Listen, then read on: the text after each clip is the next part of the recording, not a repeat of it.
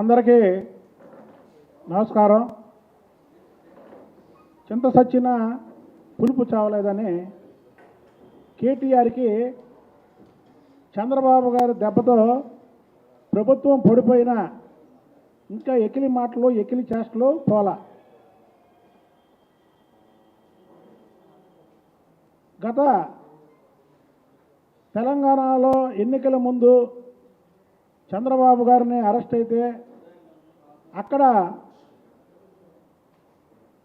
కార్యక్రమాలు చేస్తుంటే ఆ కార్యక్రమాలని అడ్డుకొని ఎకిలిగా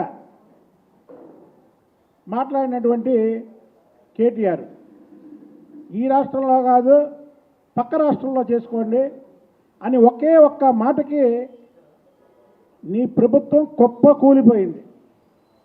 ఖమ్మం జిల్లాలో కానీ మహబూబ్నగర్ జిల్లాలో కానీ అలాగే ఆంధ్రాకి బార్డర్ అయినటువంటి నల్గొండ జిల్లాలో కానీ నీ పార్టీ తుడిచిపెట్టుకుపోవడానికి ముఖ్య కారణం చంద్రబాబు నాయుడు గారి మీద ఎకిలిగా మాట్లాడటమే కేటీఆర్.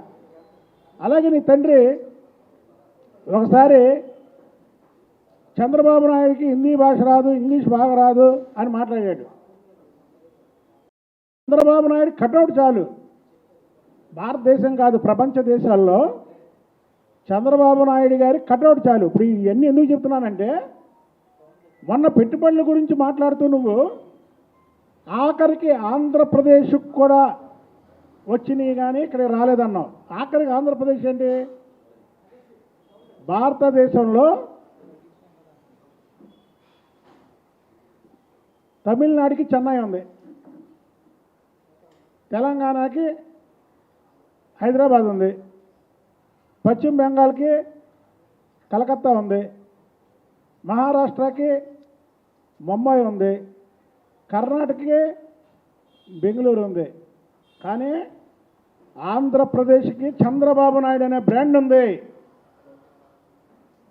ప్రపంచ దేశాలు ఏదైతే ప్రపంచ దేశాలు ఉన్నాయో ఆ ప్రపంచ దేశాలన్నిటికీ కూడా తమిళనాడు, బెంగళూరు, కలకత్తా, ముంబాయి ఈ పేర్లు తెలియదు.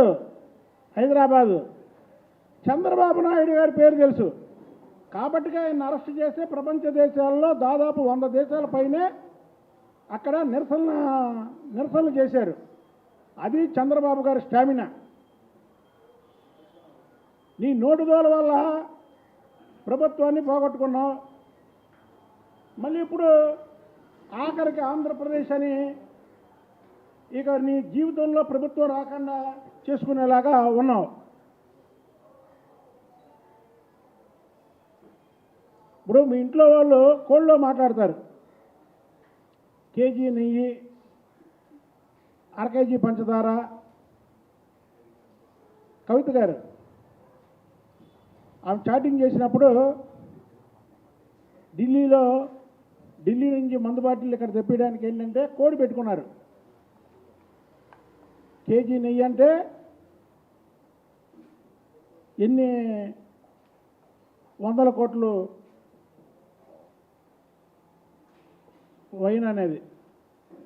అలాగే అర కేజీ పంచదార అంటే ఎన్ని కోట్ల రూపాయల మద్యం అనేది.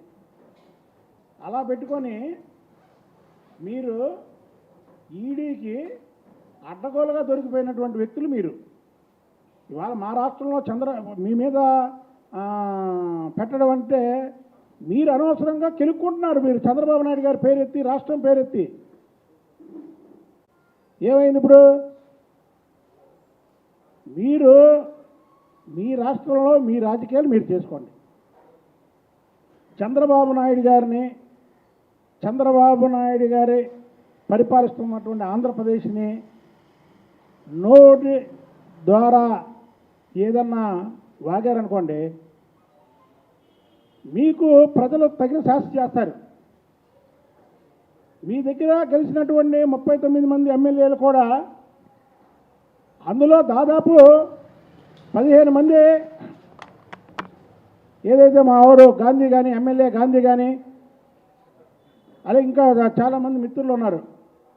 వాళ్ళందరూ గెలిచారంటే ఆ రోజు నువ్వు అందరి తప్పు అని ప్రజల్లోకి తీసుకెళ్ళి చంద్రబాబు నాయుడు గారిని కేటీఆర్ అన్నం తప్పు, చంద్రబాబు నాయుడు గారు అరెస్టుని ఖండించారు కాబట్టి గెలిచారు వాళ్ళందరూ.